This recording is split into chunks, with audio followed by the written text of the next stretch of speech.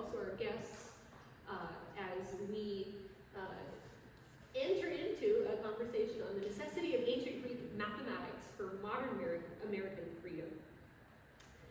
We have some extremely gifted and talented faculty members here at Cathedral High School, and I think one of the things that I appreciate most about our faculty is that they're not simply specialists in one particular area only, that they have a broad life of the mind and a real love for imparting that to their students. There's a really beautiful line in Mr. Rom's letter to his parents, to the parents of his students in geometry, where he wrote that Euclidean geometry changed his life. And I was really struck by that statement. What do you mean that it changed your life? But I thought that was a beautiful thing that I actually wanted to share with you all about him. Maybe he was going to say that to you too, I don't know. But there's a great gift then when we say, this has impacted me so much and I want to share this with others. Mr. Rom and his family recently relocated to Houston from Phoenix, Arizona, where he had been teaching at a classical liberal arts charter school.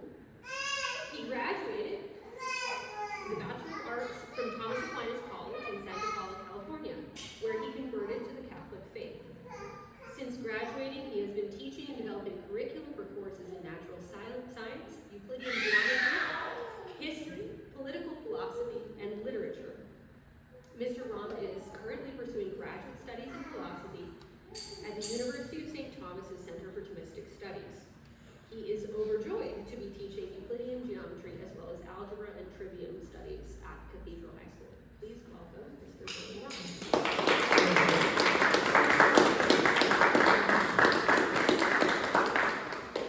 Good evening, everybody. I hope it's not too soon for the next slide. Yeah. But I wanted to start with a prayer. This you might recognize this. This is the prayer that I start all my classes here with, so I thought we could start. You can stand with me, I'll lead it. So you guys just chime in on the vocal parts. Amen. Father, Son, and Holy Spirit. Come, Holy Spirit.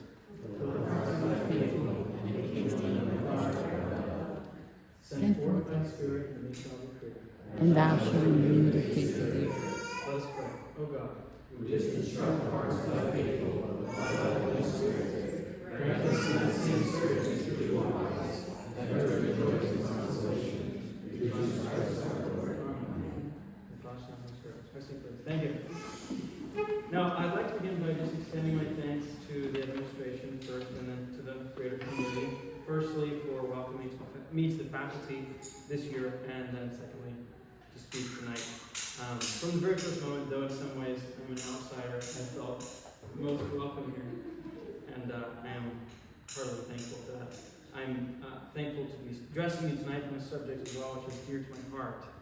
So I titled my lecture tonight, you can go to the next slide, Veritas Liberabit Vos, on the necessity of ancient Greek geometry for modern American freedom. Accordingly, I intend to make an argument establishing such a necessity, and perhaps in the process to generate some insight into these famous words of our Lord, quote, "The truth will set you free." Specifically, the thesis of this argument is that the study of geometry according to Euclidean method is an important first step to personal freedom and an indispensable aid in the preservation of our political freedom as Americans. In order to demonstrate this thesis, we will first consider why the Euclidean method is the best in which to study geometry. Secondly, how geometry contributes to personal freedom. And thirdly, in what way this liberation through geometry is required by our political institutions. For the sake of these considerations, we must clarify our terms, especially Euclidean method and personal freedom. To accomplish all this, I will tell you a story, a very ancient story, perhaps as old as humanity itself. Before this, however, I would like to tell you a bit about myself. It seems that people generally want to be important. We like to think that whatever we happen to do is important and worth doing. I think this is especially true in the case of people who are in any way specialized. Thus it is that physicists love to give lectures on the importance of physics, and psychologists love to give lectures on the importance of psychology, etc. In order to avoid simply being a geometry teacher lecturing on geometry, therefore, I'd like to begin by sharing with you what drew me to this line of work and what continues to make this subject dear to my heart. So I'll touch on a couple of things in this time to My early academic career was very unimpressive, and I would say did not promise future success. I was homeschooled until the 7th grade, and though my poor mother certainly tried to teach me, I'm not sure I learned very much. As I began to attend middle school, I continued to be a very poor student, in addition to a bit of a class clown. Like many students, I harbored a disdain for mathematics. This continued until my freshman year of high school. In that year, I took a class which changed my life forever, and without which I am certain I would not be speaking with you tonight. That class was a geometry class, entirely devoted to Euclid's elements. Now, of course, I'm sure you're wondering, and I'd like to tell you what it was about that class which had such a profound effect on me. In some way, that is the object of this lecture taken as a whole. I can begin, however, by recognizing that the character of my teacher was certainly a significant factor. Evidence of this is that my teacher, whose name is Bruce Clark, continued to be a mentor for me long after I graduated high school. And he even became my confirmation sponsor when I converted to Catholicism in the senior year of my undergraduate studies. Now, my college experience was certainly also a significant factor in that conversion, but those details can be saved for another time. I will instead try to tell you why I think it is no accident that the seeds of this conversion were planted in a geometry class. To do this, I will need to introduce you to Euclid's Elements.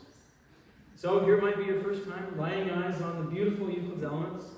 I'm going to start, I think, by introducing you to the title. So,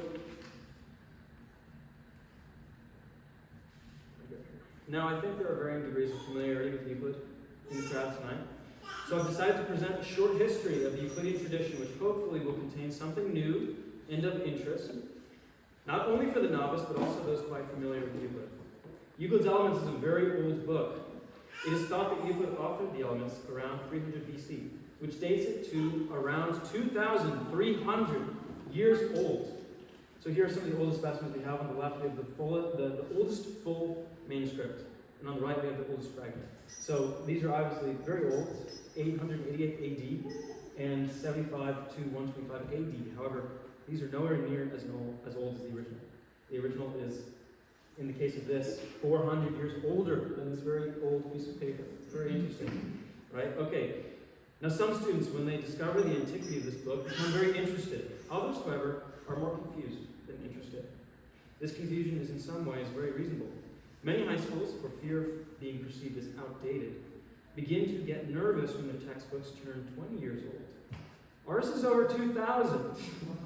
Why would your first choice to teach mathematics in the 21st century AD be a book written in the 3rd century BC? That's a good question, I think. To begin to answer this question, allow me to tell you a little bit more about Euclid and his masterpiece. Euclid has historically been known as the father of geometry, not because he was the first geometer, but because his work is the oldest that has survived to this day. Legend tells us this is because once Euclid published the Elements, every other contemporary geometry book was considered eclipsed, obsolete, and not worth preservation.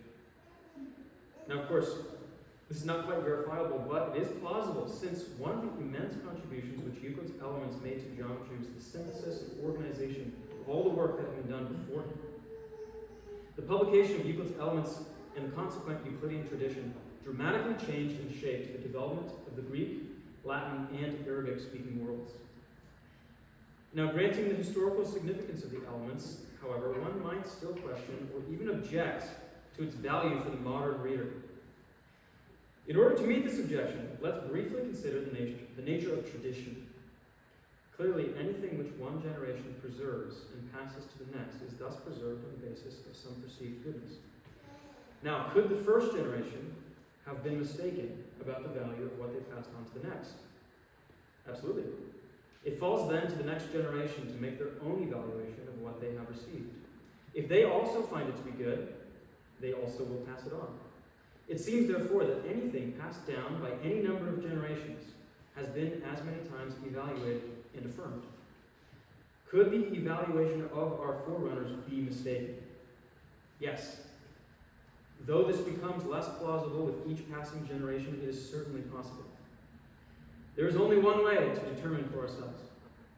In summary, the only way to know whether a book is worth reading is, of course, to read it. And when we find a book in our hands which, on the recommendation of our predecessors, has traveled across more centuries than we have fingers and toes. We certainly must open that book. 2 millennia is quite a long way to go for no reason. Although you cannot fully know without reading it that this is a book worth reading, you can form a well-founded and true opinion. To this end, therefore, I will try to explain some of what makes the elements unique. I will begin by explaining the title. Take the next slide. So the Latin word elementa, elements, is translating the Greek word stoicheia, which simply means the smallest parts into which something can be divided. So you might be familiar with the 4 elements. We don't really hold this as a scientific theory anymore, but for a long time we did, that there were 4 bodies. There's the simplest, and you can't get any simpler than that. So we call those elements for that reason. And so by naming his work, the elements, Euclid is saying something about it. It's interesting, the Greeks also named the ABCs, stoicheia. So they called their alphabets the elements. So it's kind of interesting. I like to say when Euclid calls his work the elements, he's basically calling it the ABCs of geometry. It may be mathematics, it may be any knowledge, but in any case, it's the ABCs, which is interesting, I think. Okay, so by titling his work this, they're the ABCs. Accordingly, Euclid begins with a set of simple definitions and axioms. This is one of the greatest beauties of his work, and perhaps sufficient taken alone to justify Euclid's pedagogy, even in the modern classroom. I think my students are always a bit surprised when I tell them that we are beginning with a list of simple truths that anyone who sits down and thinks carefully and slowly about should be able to accept. I think for many students, this has a sort of liberating effect on them, especially for those students who have historically struggled with mathematics. Think about it this way. If you have struggled with math in 6th grade, 7th grade math will be that much more difficult for you. If you slacked off in 7th grade math, you will need to work that much harder in 8th grade to catch up, etc. Obviously, for many students, you can see that this has the potential to be a psychological recipe for anxiety, really. So many students react well, I think. It comes as a sigh of relief when they find that in Euclid you're starting at square one. Did you struggle in the past? It does not matter. We're all starting at the same place. So for a lot of students, I think that has a very liberating effect. If you are willing to work hard and think clearly, you will succeed. This is the nature of the truth and the mind. They were made for each other. Our eyes, by their very nature, see things. All we need to do is put ourselves in the proper lighting and remove all intervening obstacles. Likewise, the mind, by its very nature, understands. All we need is the right environment and to remove obstacles. If you have any doubt about this claim, all you need to do to be convinced is to do a little Euclid. One of the most beautiful things I've been able to learn as a teacher of Euclidean geometry is that truly all the mind needs in order to learn is to be asked the right questions in the right order. Sometimes this is simply one question. Allow me to demonstrate by asking you that question. Go to the next one. My question for you is this one. Which is greater, the whole line or just a part of it? What do you think? Yeah, is anybody here in favor of the part? Probably not. Maybe just one. This is a beautiful discovery of self-evident truth then. That the whole is greater than the part. There you go, yeah. So AB is greater than AC, and it's also greater than CD. A very simple truth. One virtue that Euclid teaches us is to value even the simplest and most obvious truths. Of course, the whole is greater than the part. The clarity and simplicity of this truth, rather than making it unimportant, will cause it to be one of the most commonly used principles in all of the elements. Okay, let's try another one. We can have the next slide. If I have one thing equal to another, next one, and then that second equal to a third, I have a question for you, which is, can we conclude anything about the first and the third? If two things are equal to the same thing, can I say anything about them? Of course I can, right? If two things are equal to the same thing, they're also equal to each other. The ABCs, right? Anybody who sits down and thinks carefully about this will be able to agree. And this is what we begin with, right? If you understand that, you can understand everything else. You just have to work hard, sit down, and think clearly. And I think that has a very liberating effect on most people. What do you think, Flores? You feel liberated? Good. Well, you're not there yet, but you're getting there, okay? Okay. Think carefully about the nature of the questions and of the truths they've generated in us. Did we prove that the whole is greater than the parts? No, not quite. The questions have simply set the stage on which the mind plays the part for which it was made. The mind was made to know the truth, and that is what it naturally does, when we allow it to do so. These truths, which are so primary they cannot be proven, yet so obvious they cannot be reasonably denied, have traditionally been known as self-evident truths. They contain their own evidence within them. As soon as I understand the word whole and the word part, I understand that the whole is greater than the part. If we want to know truly what we're talking about in any science, we must begin with principles of this kind. Allow me to explain with an example.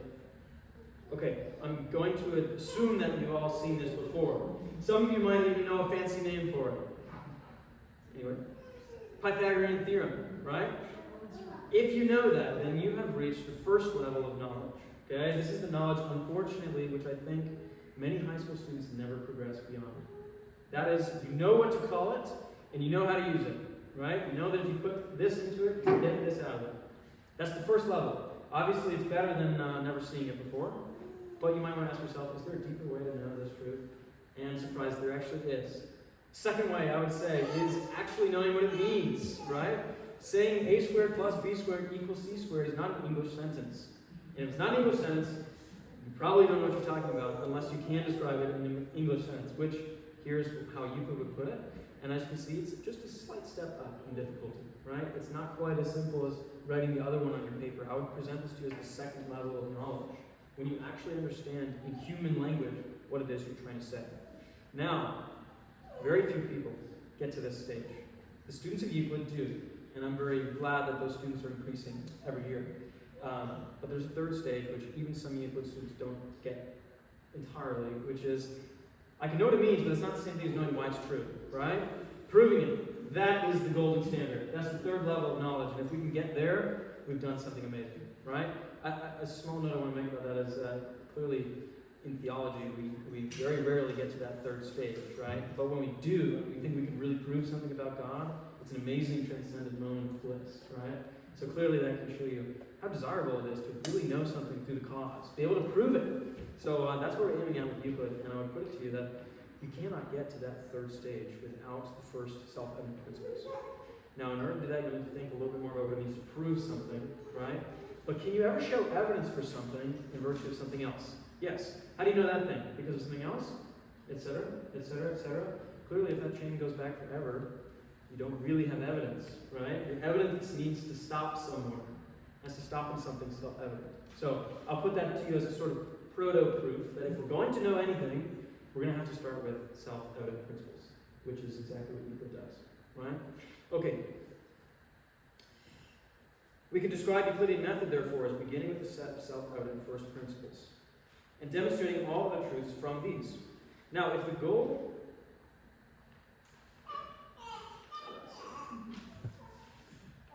Oh, yes. It's the back of this page.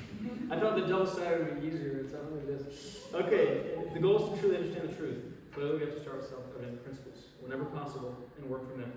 If this method, then, is the best, and Euclid does it in the best way, then if we want to study geometry clearly, we should become students of Euclid and use his method. Now, we've discussed that, but we have not discussed yet why you would want to bother learning geometry in the first place. So let's move on to that. I have seen the fruit of Euclid's method in my own classroom.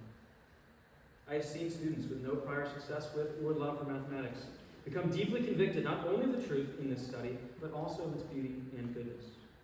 I am, in fact, such a student myself. As I mentioned earlier, I was a very unsuccessful student before my intellectual awakening, and like many students, was deeply prejudiced against mathematics. I am now entirely convinced that the goodness of geometry, and of mathematics more generally, is absolutely essential to living a fully human life. Okay, from this point on, can you wait till I'm sorry. It's okay, no, don't worry, you can stay there, you can stay there. I just don't want to ruin the surprise for me. No, it's okay.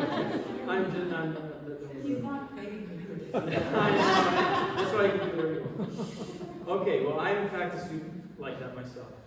To underscore my meaning, right, I said that I'm convinced now that the goodness of geometry and of mathematics more generally is absolutely essential to living a fully human life. To underscore my meaning, the claim is that the study of mathematics is a good without which a human life can only be partially lived. Just as a man without a friend is missing a part of himself, so also a mind without mathematics is maimed. That is what I am going to try and prove to you. Okay? Okay, to demonstrate this rather bold claim is now our immediate aim. In order to do so, we will need a few definitions. Another invaluable lesson Euclid teaches us is that there can be no demonstration without definition. It is absolutely impossible to prove anything about circles as such without knowing what a circle is. If we want to prove that geometry is necessary for freedom, therefore, it is absolutely necessary for us to discover the self-evident definitions of these two terms, geometry and freedom. To do this, we will make use of another self-evident axiom. Discussed more explicitly by Aristotle than Euclid, this axiom is that every definition is composed of proximate genus and specific difference. Now don't be intimidated by these fancy words. Our saying is, if we want to know what something is, essentially, we must first ask, what kind is it? And secondly, what makes it different from all others of the same kind? So if you think about that, I think that'll make sense to you. Why? Okay, if I can determine what kind of thing it is, and then what makes it different from everything else of the same kind, I'll know what it is, right? So here's an example. If I want to know what a triangle is, what kind of thing is it? Oh, it's a figure. What makes it different from others? Well, it has 3 sides instead of 4. Okay, so that's what makes a triangle. The genus is figure, the difference is 4-sided. So then the definition of triangle is a triangle is a figure with 3 sides. Okay, you can actually go to the next one. Let's do it with human being real quick. This is a little more relevant for us. What kind of thing is a human being? And this is an important moment. A human being is a life form, that's true, right? But can we be more specific? A human being is an animal. That's the kind of thing a human being is. And I think you'll see that that's proximate, right? We can't really get closer than that. So then we have to ask what makes it different from other animals. Other animals are not rational. Human beings are rational. Meaning the ability to think and pursue the truth, right? That kind of thing. So we put those two together, definition. A human being is a rational animal. You guys kind of get how that works? Okay, let's apply this method to geometry and freedom. We need to ask ourselves, what kind of thing is geometry? And we can go straight to the slide for this, it'll help us out. Okay, what kind of thing is geometry? It's a kind of knowledge, that's right. But it's not any kind of knowledge, right? It's not the knowledge that I have of what I ate for breakfast this morning. It's universal, and it is eternal. So it's a science, okay? But not any kind of science. How are sciences differentiated from each other? Well, by the thing they study. So it's different from theology, for instance, because theology studies God and mathematics studies quantity. Okay, well there's actually 2 kinds of quantities, so we're going to have to be more specific than that. And it's a little difficult at first to discover what geometry studies. I like to kind of make my students puzzle over this for a little bit. But in the end, I think you'll see, just to make that clear, the difficulty is that a student will want to say, what does geometry study? Well, it studies shapes, right? Yeah, triangles, circles, that kind of thing, right? But what do we do about this? What about a line? Is that a shape? A line isn't really a shape, is it? Okay, well then what is it? What are we studying here? And in the end, I think we come up with continuous quantity, by which we mean a quantity when we split it, its parts share a boundary. Does that make sense? So if I have AC and I want to cut it in any way, it's going to be cut into 2 parts which share a boundary. Right? You guys see the common boundary here? B, right? So because the 2 parts of this line both have B as a boundary, that means it's continuous quantity. And I think you find that if we apply that criteria to anything we study in geometry, except the most fundamental, that it'll apply. So that's what geometry is about, continuous quantity, okay? And I'm not just teaching geometry here, that's going to be important, so try to remember that, okay? So that's what that's the definition of geometry. Let's go to freedom. It's a little bit harder. And don't go to the next slide. It's okay. My slide is no, I'm just kidding. Okay. Now into a more difficult concept. The concept of freedom. What kind of thing is freedom? Well, it seems to be in some way the same kind of thing as whiteness or health, doesn't it? We call a person white if they have whiteness. And we call them healthy if they have health. Don't we also call a person free if they have freedom? Okay? It seems most generically then, freedom is something that can be had or not had. Free is something that a person can be or not be. The genus must be equality then, because we say that a person is a certain kind of person that is a free person because of it. Now, if we were seeking to discover what health is, it would be a good idea to compare healthy people with sick people, right? Therefore, since we're trying to find out what freedom is, let's compare free people with not free people. That sound reasonable? Okay. There's a word in the English language for a person who is not free. We call such a person a slave.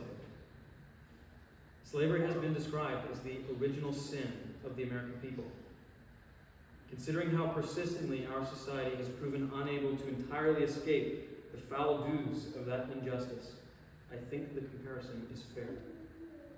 While the laws of our state have been immeasurably improved by the condemnation of legal slavery, there is no reason in this fact to take pride in our freedom. Each and every one of us is at risk, now more than ever, of living in slavery. Now, I'm aware of how dramatic this claim sounds, and so I'm aware also of the need to justify and explain it. Let's consider what it means to be a slave. I really enjoy discussing this question with my students because there are always multiple students who more or less seriously compare their station as children to a position of slavery. This prompts the comparison of the parent-child relationship with the master-slave relationship, which I think is actually very helpful to understand the nature of slavery. Yeah, this guy knows what I'm talking about, right? Yeah. Okay. There are certainly similarities between the child and the slave. Primarily, they are similar in that they are relations of inequality, where one party gives orders and the other is ordered. Fair enough? The master tells his slave what to do, and the parent also tells his child what to do. We must ask ourselves then, is there a difference in the way that parents order their children? Or is childhood really just a kind of slavery? Okay? Try to leave your bias at the door here. Okay? Just really think about it. Okay, a difference is immediately apparent. While masters give orders clearly for their own benefit and not for the benefit of their slaves, parents order the actions of their children not for their own benefit, but for the benefit of their children. This seems to be the essential difference. If children were ordered to do things that were not good for them, they would in truth be slaves. Slavery, then, when we go to the next slide, is a relation in which your actions are not ordered to your own good. I'm going to say that again because that's an absolutely essential point for this argument. Slavery is a relation in which your actions are not ordered to your own good. If I am ordered to work in the fields and receive nothing good for my labor, I am a slave. Likewise, if I am ordered to go to school and my efforts there do not produce something good for me, my actions are not ordered to my own good. That is, I am a slave. Obviously, then, we must think carefully about where we send our children to school, to avoid enslaving them in this way, even unintentionally. It is important to note also that in order to avoid slavery, the one being ordered must receive not just any good, but that which is really and properly good for them. Many who were legally enslaved in this country, after being nominally emancipated, felt the need to make arrangements with their former masters to continue work for brutally low wages, often only enough to rent the very tools with which they continued work, effectively maintaining their debased quality of life at the level of a living tool, which lives only to work and be used. Is it better to receive $1 a day than to receive nothing? Yes, it is. Then $1 must be a good thing. Does this make $1 the good which is fitting and sufficient for a human being? Absolutely not. If the life of a tool or a workhorse were a life fitting for a man, then those who find themselves living such a life would not be slaves. But as it is, the life which is fitting for a human being is a human life, the life of a rational animal. Anything less is slavery. We must not think, therefore, that our children are the only ones at risk of becoming slaves. If we who enjoy relative autonomy, we who order our own actions, will become slaves, even we will become slaves, if we fail to order ourselves to what is truly good and fitting to our humanity. If I set myself to work for the good of my family, which includes my own good, but I work too little or too much, I will not, in fact, be ordered to that good. That is, by definition, I will be a slave. A plow is defined by the work of plowing the earth. A hammer is defined by hammering nails. Every tool, in fact, is defined by the work it does. Even if, therefore, I work the right amount, but I identify myself too closely with my work, that is, I define myself in terms of it, I will be living the life of a tool. That is, I will have lost my freedom. If I am at work, then, I am at risk of inadvertently becoming a slave. Clearly, then, the danger of slavery is ever present and threatens both us and our children. Now, at this point in the lecture, you're certainly wondering how geometry factors into all this. Now that we have understood personal freedom, all that remains is to show how geometry can help us safeguard our freedom and the well-being of our political institutions. In order to do this, however, we will need to pass through a brief theological preface. Isaiah foretold one who would proclaim freedom to those in bondage. Our Lord, when he came, called those who labored to himself and promised his students that the truth would set them free. Of course, we who are being led into all truth understand by revelation the mystery that the best, indeed the only way to escape slavery is to make ourselves slaves to righteousness and slaves to God. We can only be freed from the slavery of the world by the grace of God and must seek this grace in communion with his holy church and reception of her sacraments. It is important to remember, however, the theological principle that gratia non tollit naturam sed perficit. Grace does not remove nature, but perfects it. Natural marriage is not abolished by grace, but becomes sacramental. Likewise, whatever was good and fitting for human life before we received grace will not become irrelevant or cease to be good, but rather will be incorporated into a higher kind of life and made better than it could have been otherwise. If, therefore, geometry is good and fitting for a human life, we who are living the life of Christ will benefit not less from it, but certainly more. Okay, with this preface, I will now demonstrate that geometry is good and fitting for a human life, and is therefore a safeguard for us against becoming slaves. As we have already noted, to be a slave is to live a life ordered to anything other than the good of a properly human life.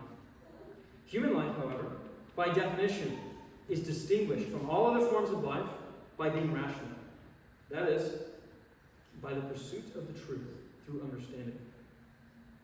Therefore, to live a life ordered to anything other than the pursuit of the truth is to be a slave. I find this conclusion extremely beautiful, and I think it illuminates what is meant by Veritas Liberabit Vos, the truth will set you free. Keeping in mind, of course, that this revelation has a much deeper sacramental significance, since it has been revealed to us that Christ himself is the truth. We must not overlook its natural meaning. We have just proven, by the light of natural reason, that in order to avoid becoming enslaved, we must dedicate ourselves to pursuing knowledge of the truth. Even if we are in possession of faith, we will be missing something human, and therefore be in some sense enslaved, if we neglect to investigate the truth of the world in which we live. Galileo famously claims that the divine author has written 2 books. One of these books we read by the light of faith, the other by the light of reason. To leave either book unopened would be to deny the soul one half of what it craves, to know the truth of reality. Okay, it's really a rather simple matter to complete our proof.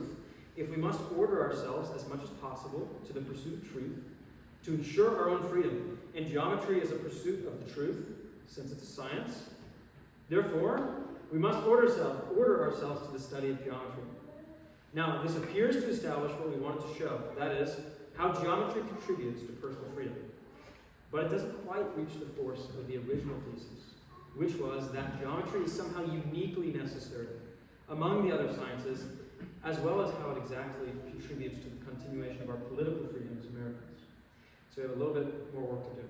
Okay, now, in addition to there being 2 books, Galileo also went so far as to say that the book of nature was written in the language of mathematics. What a bold claim! And yet, if true, it will certainly prove very relevant to the conversation we have set before us. If the reality of our world fundamentally requires mathematics to be understood, then obviously mathematics is necessary to our pursuit of the truth, and therefore also necessary for our freedom. This, then, is what we must investigate, keeping an eye all the while out for anything which would indicate geometry as having a special significance. Okay? And it's actually quite simple to prove that our understanding of the world requires mathematics. And specifically geometry. Okay, here's the proof. When we divide our world into parts, it's clear that those parts share boundaries. You know what I mean? If I divide the world, let's take the surface of the earth. If I divide it into two parts using the equator, I think that's possible, right? Those two parts, the two hemispheres, will share a common boundary. Agree with that? Namely the equator itself. Okay, now imagine I take that equator and I shoot it out into space in all directions. I have now cut the universe into two equal parts, maybe equal, maybe not. I don't know. I'll do some astronomy to figure that out. Two parts at least, which still share a common boundary, right? That plane surface. Okay, then it seems that no matter how we cut up our universe, it's going to be cut up into parts that share boundaries. In other words, our universe is composed of continuous quantity. Okay, well, what does that mean? In order to understand it, we will need to understand the science of continuous quantity. You guys agree with that? If it's made of continuous quantity, I can't know it without the knowledge of continuous quantity. Hey, but that's geometry. I guess geometry must be necessary to understand the world then. That's interesting. Okay, if it's necessary to understand our universe, it's also necessary for our personal freedom, because of what we said before, right? Okay, so I would like to note in passing, and I'm going to do this really briefly because I want to respect your time. I want to note in passing that this argument has always been true, right? That our world is composed of continuous quantity, and therefore we need geometry to understand it. However, in the last century, geometry has taken a uniquely necessary role in understanding our world, and that's because of the work of Einstein. So Albert Einstein, I'm sure you guys have all heard of him, got a big name. He starts his very first, I'll read it for you. The very first sentence of his summary of his two theories, called relativity, is this sentence. It keeps going. He says, "In your school days, most of you who read this book made acquaintance with the noble building of Euclid's geometry." Very interesting, right? So, he actually goes on to continue that sentence by assuming that you probably didn't enjoy your experience and that you were forced to do it, which I find very interesting. And I'd actually love to talk with you guys again some other time about why it is that so many people seem to be biased against mathematics, right? Even Einstein seems to think it's sort of a common experience. So that's a very interesting question that we might scratch a little bit, not very much, okay? The main point I want to share with you is that Einstein's theories of relativity claim that the world is not as Euclidean as it appeared, right? That space does not behave exactly as Euclid wanted it to or thought it did, right? So, Einstein might be right about that, he might be wrong. It takes a little bit more minute to figure that out.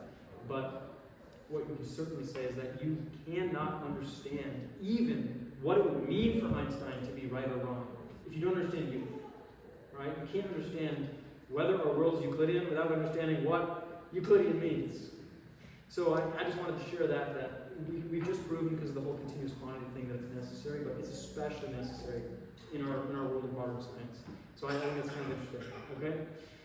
Okay. Yet it is obvious that geometry is not the only necessary science. If our universe contains living things, we will need to be able to understand it. We won't be able to understand it without biology, right? If it contains chemicals, we need chemistry. I must be clear also that geometry is by no means the most noble of the sciences. I'm sure you all could take a guess at what science that is. It's not geometry. However, geometry does occupy a unique position among the sciences in that I would put to you that it is the first science, in that it is the first step to freedom. And the reason for that is because it's the most clear, okay? I would say it's the most understandable. Granted, of course, that you teach it in the right way.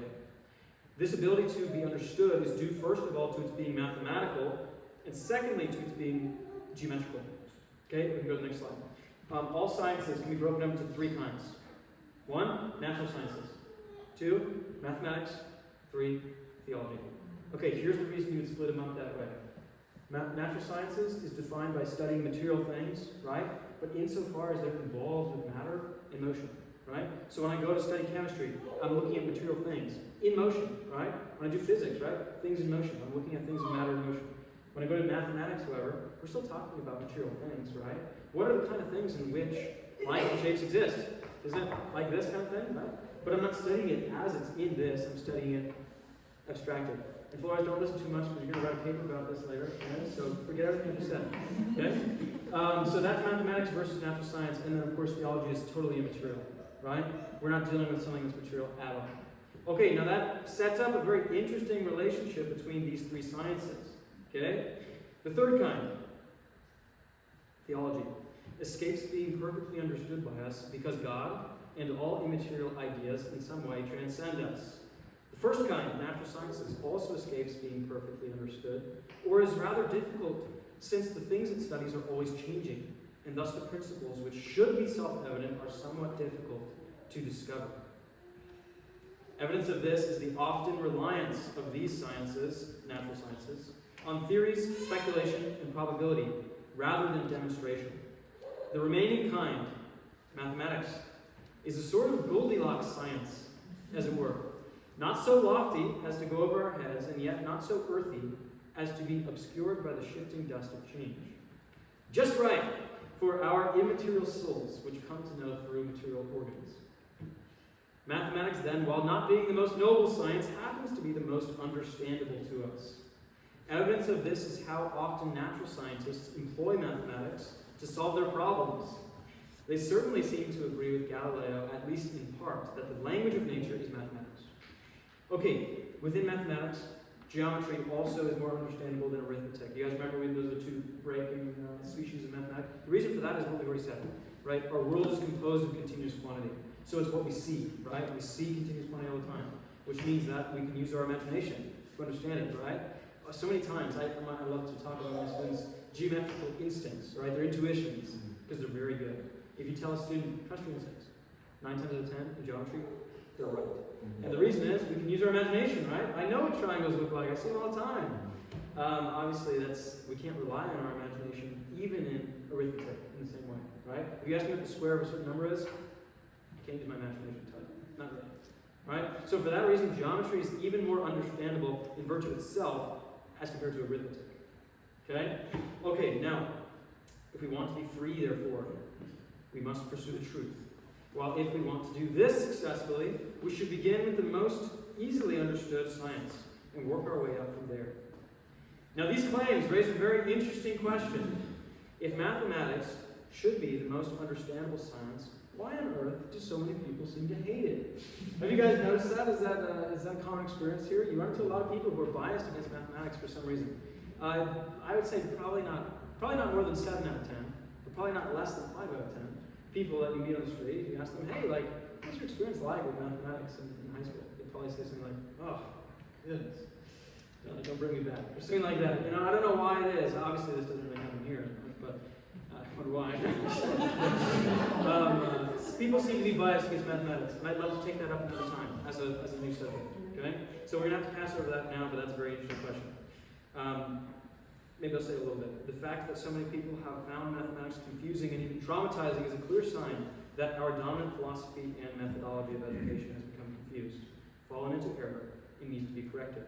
Among the most damaging simultaneous symptoms and furthering causes of this error is the modern rejection of Euclid's elements and prompt amnesia of this work's even historical significance. It's really quite shocking.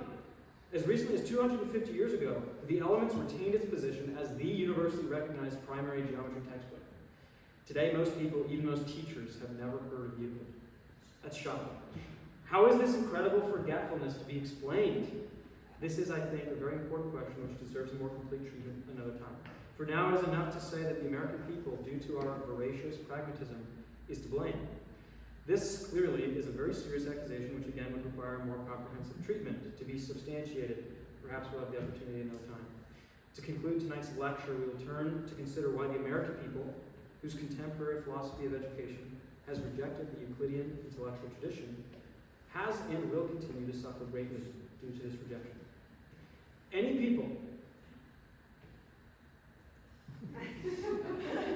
people in order to be one, unified political community, must first become one and unified. That seems pretty straightforward, right? This naturally raises the question of what will be their principle of unity? What will make these multiple individuals become one thing? For some peoples, this is simple.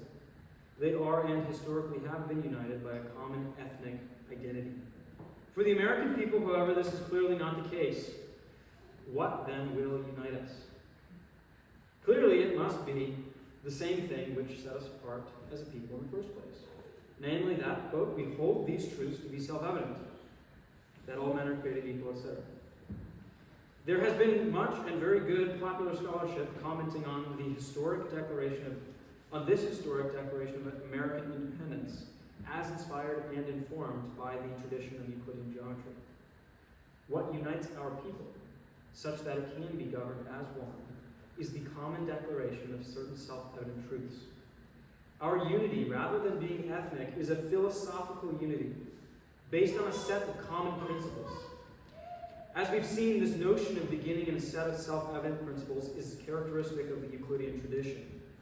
By losing touch with that tradition, it seems, we have almost entirely lost touch with the notion of self-evidence itself. Abraham Lincoln, you guys all know that guy, right? Clearly recognized the influence of Euclid on Thomas Jefferson and the absolute necessity of teaching himself the elements in order to take an active part in political dialogue. I was surprised when I heard the story. You guys ever heard this story before? So Lincoln was studying to become a lawyer, and he discovered Euclid's elements. And when he discovered Euclid, he realized, well gosh, I have no idea what it actually means to prove something. If someone asked me right now what it means to prove something, I wouldn't know what to say. So how can I go on and be a lawyer and try to prove things if I don't know what it means to prove them? So he started studying Euclid.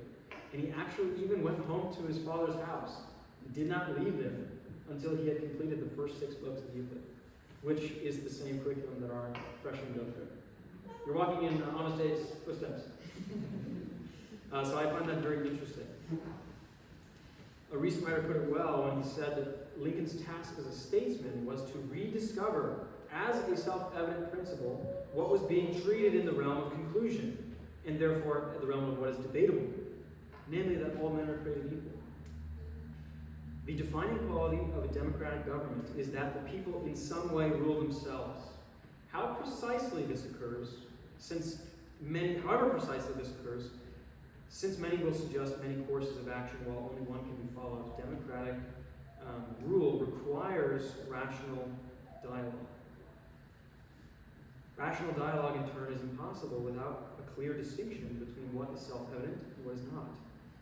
Our society, it seems, has in recent history lost the art of rational dialogue.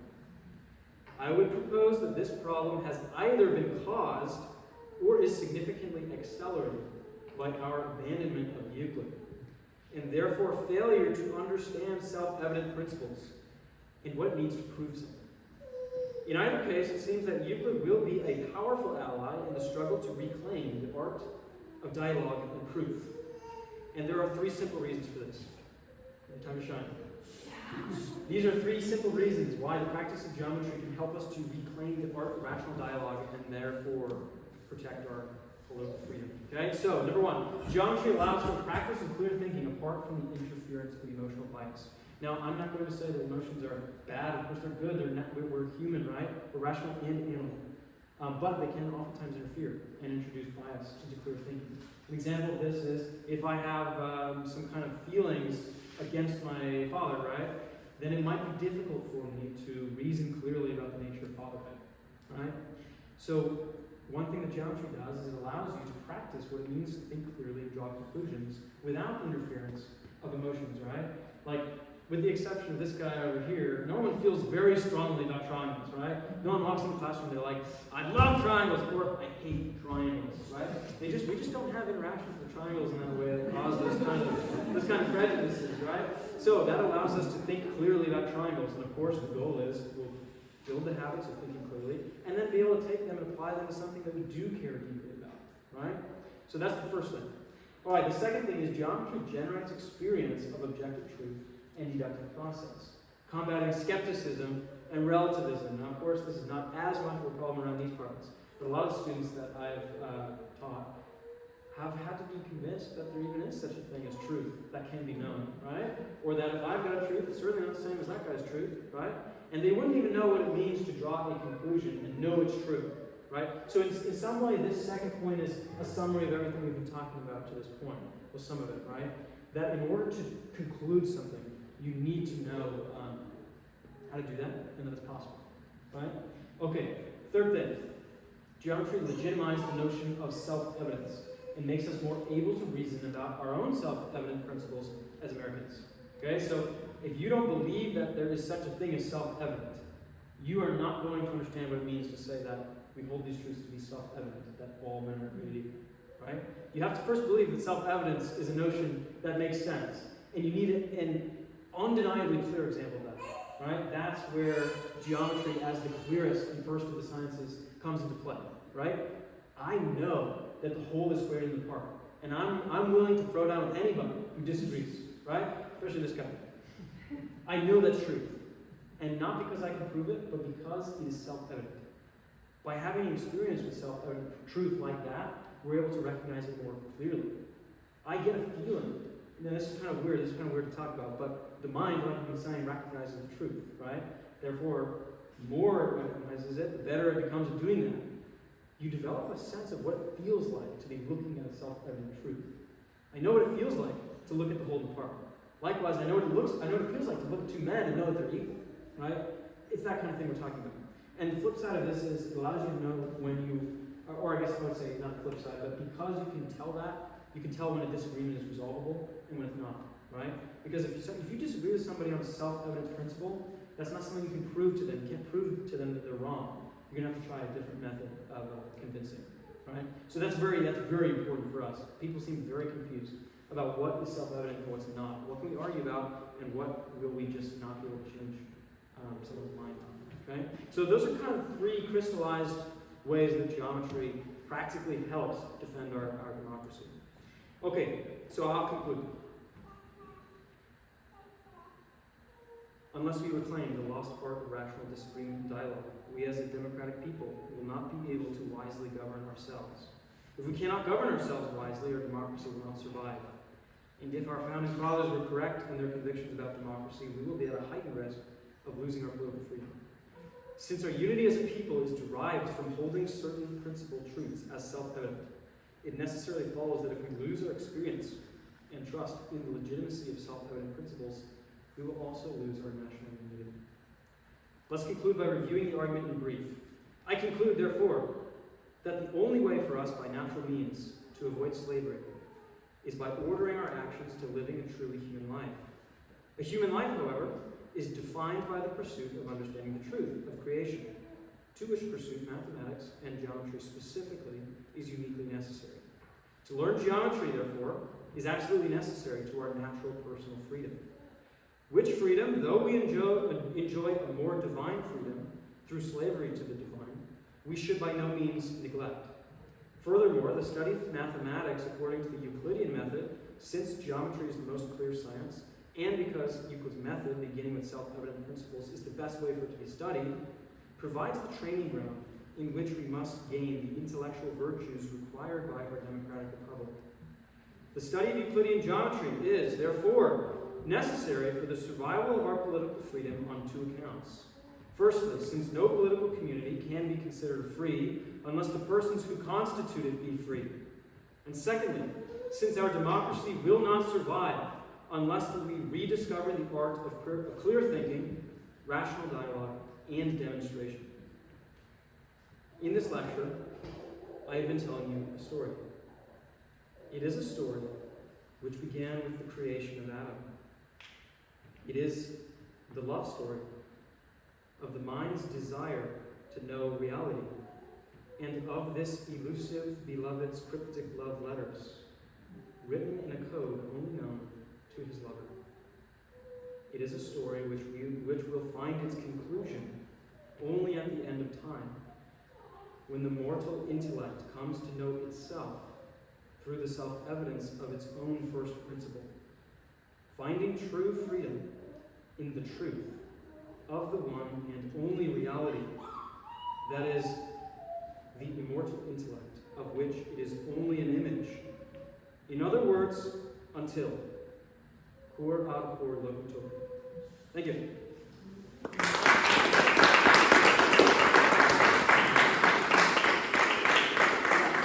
We're just about out of time. I was thinking maybe we could save time for questions. questions, but I don't know, around 6:30 or something. Yeah, I would say that's up to you. So I'm happy to entertain questions. Well, are there any questions? I'll But just I ask also that. want to make sure if people need to go home, they're free This to go. amazing presentation on geometry. If kids only take 1 year in geometry, shouldn't they keep going? You can suggest it. I think it's a great idea. Well, here's a great, I'm so glad you asked that. So in the curriculum, it's written that in the 4th year, they will take astronomy, which I'm so glad. Because geometry is actually, astronomy is known as, so we'll do this another time, right? But there's seven liberal arts. One of them is astronomy, right? And it's geometry in motion, in creation, right? So the next step of geometry they're talking about is astronomy. And they take it in the 4th year, and I'm going to fight to teach that class, because I think that is brilliant. But, so yeah, they'll get it, they'll have to wait. Yeah, no, that's, Yeah, it makes it easy. okay. Any questions? Any other questions? I have one question. Yeah. So, you know about fractals? Mhm. Fractal geometry. Mandelbrot. That you can keep seeing the same figure. Yeah. So that's kind of without the relation to geometry. Is it related to geometry? Is that what you're asking? Yeah, that's yes. Yeah, and what's funny is I had a student who was obsessed with fractals once. And I was talking about how geometry is in nature and whatnot. He's like, oh yeah, like the fractals in the snowflakes, right? It's like, yeah, sure, but also triangles, you know?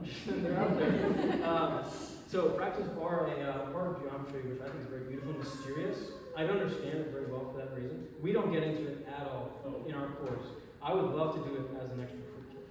Because it's very interesting, and the idea there is that by having certain seemingly simple algebraic equations, when you project them into a graph, basically, they end up making designs that are more complex than you would expect, and what is more shocking, look very similar to things we find in nature. Yes. So that's the part which is very shocking, and people said, oh, the fractal is the fingerprint of God, right? Maybe there's something to that. It's something I bought a book that I would absolutely recommend. It's by Mandelbrot, which I think it's called The Fractal Geometry of Nature. I would recommend that book.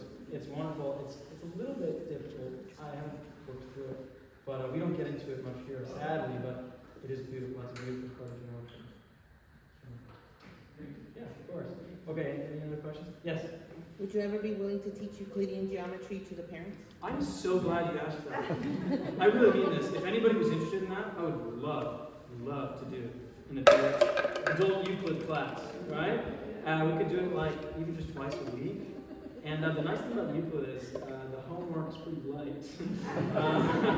So we could even work it out, honestly, we could even work it out in such a way that we wouldn't really require preparation. So obviously that would be a little different than the way we do it at school. But I think we could work that out. And I would love to do that. I would absolutely consider that. In fact, I thought that was a great idea for a very long time. So if anybody's interested, why don't you start putting that together? I would love to do that. Okay, You might be sorry you said that, but not at all. Take Not me at up all. on it. No, I actually won't be sorry because one of the biggest issues with teaching Euclid, or one of the things that's difficult, is sometimes parents not being happy with it because they don't understand. This doesn't look like what I did in high school, right? Like, so I would love to have a bunch of Euclideans. You know, usually I like to call the students who really attach themselves to Euclid young Euclideans. But unless we want to stick with that name, we need something. mature Euclidean. Yeah, Not quite the opposite of young. Free Euclideans. Free Euclideans. Yeah. Well, I'd love to do that. That's a great question. Someday, anyway. Okay. Anything else? Thanks for coming, guys. I really appreciate it.